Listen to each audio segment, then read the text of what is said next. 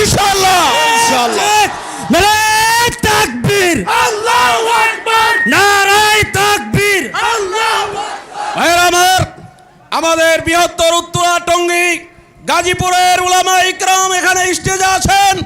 মাওলানা মাসুদুল করিম সাহেব ঘোষণা দিয়েছেন, আমরা বৃহত্তর উত্তর এলাকার ঘোষণা দিচ্ছি ইনশাআল্লাহ ডাক আসলে আগামী জুমা আমরা ইনশাআল্লাহ টঙ্গীর ময়দানে পড়ার জন্য কারা কারা প্রস্তুত আছি ইনশাআল্লাহ। সাদিয়ানি মতবাদ, ভাইয়ের আমার, সাদিয়ানি মতবাদ এই দেশে চলতে দেওয়া হবে না, হবে না, হবে না।